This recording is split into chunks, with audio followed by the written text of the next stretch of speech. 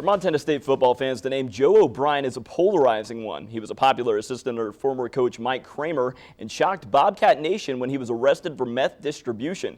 End of story, right? Well, not exactly. He's now living in Great Falls and has written a book about detailing his substance abuse. Tom Wylie now on where he's been and where he's going. These days you can usually find Joe O'Brien on a roof, often accompanied by his wife Gracie. I do enjoy it, and I sleep well at night. He owns Get the Job Done Construction in Great Falls. Putting a hard day's work in, it always clears your mind enough to be able to, earn a little bit of money. But making a living in construction is a far cry from where Joe and most of those around him believed his career could have gone. I know what could have been. I know who I am. I know what kind of coach I am. Really, there wasn't a top to where he could have planed out at. Joe used to spend his days here, where from 2000 to 2003, O'Brien coached one of the best defensive lines in the Big Sky Conference at Montana State. If you can give a player an edge in any way, or half a step in any way in football or in any sport, they're going to listen to you. And if it works, they're really going to listen to you. Coach O'Brien was a very passionate coach, and his passion often flowed into us as players. But as Joe was climbing the coaching ladder, he was also fighting demons inside. All the while I had a problem. I had a drug problem. Joe's problems manifested themselves while growing up in urban Pittsburgh, California. Pittsburgh is a hard place to grow up. I was a minority in a primarily black community and had to grow up very, very early. But Joe did grow up. He was a standout athlete at Pittsburgh High with a bright future in football when his father tragically passed away. And I was in my senior year of football, and he died of a heroin overdose, and it was a bad time for me. From Pittsburgh, he went on to a successful college playing career at Santa Clara and Boise State, all the while continuing to hide his problems. And every time I'd go somewhere, I'd feel like, I got a clean slate with my own mind, and somehow it'd catch back up with me. Just the feeling, I was always a great football player, and people loved me, and a good leader, and all that was pure and true, but inside I was hurting. And it was an attempt to escape that pain that led him into coaching and eventually brought him to MSU. It's the truest, purest thing that I've ever done in my life is play football or coach football.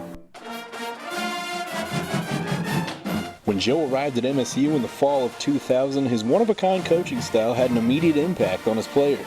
He just had a special and unique way of coaching players in a way that made us better. It's in your face, it's really direct, it's high energy. I remember coming and having him being so stoked up and so happy. His hands are shaking, and he comes up, grabs me, and headbutts me. I have my helmet on, and he partially rung my bell. You can't go to a game and not watch him coach. You hear him yelling, and he's intense and the gruff voice, and you can't help but look over at him. Gracie Duffy was on the Bobcat dance team at the time, but couldn't help but form an attraction to the dynamic O'Brien. He's like a big teddy bear. And I know it sounds really cliche, big teddy bear, big guy, but he's really intense, but off the scenes of football and outside of football, he's Joe. And then just when it seemed the outlook could not get any brighter, Joe's problems caught up to him. There was a sting operation, and I got busted with methamphetamine sitting on my lap, and I went to jail and lost my job. The arrest took everyone who came in contact with him by surprise. As his girlfriend at the time, I'm not sure I can even describe it. It was just kind of like someone sucker punches you in the gut. Yeah, everybody was shocked. Nobody had seen that one coming, including the coaching staff. It blew all of us away. None of us knew at all anything like that out of him. Dreams of a long coaching career dashed. It was embarrassing. I embarrassed Montana State. I embarrassed the college coaching profession. I embarrassed everybody that was involved with me. I embarrassed myself. Joe went to prison for 2.5 years, and he emerged a changed man, determined to use his experiences to help people. He's diving into motivational speaking. I had a drug problem. They need to speak to somebody. They need to speak to somebody that loves them. He's written a book detailing his struggles. And that's really kind of the reason that I wrote the book, is just to be able to just get it all out there, get it off my chest. It's very therapeutic. And he's even gotten back into coaching, which started with working on a volunteer basis for his brother-in-law in Cascade.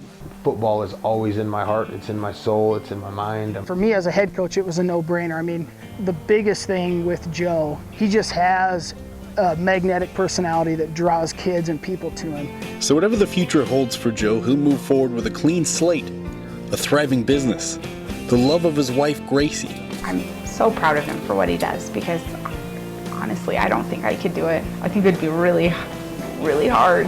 And a desire to be a better person. I just feel a lot more at peace now. In Great Falls, Tom Wylie, News Channel 5 Sports.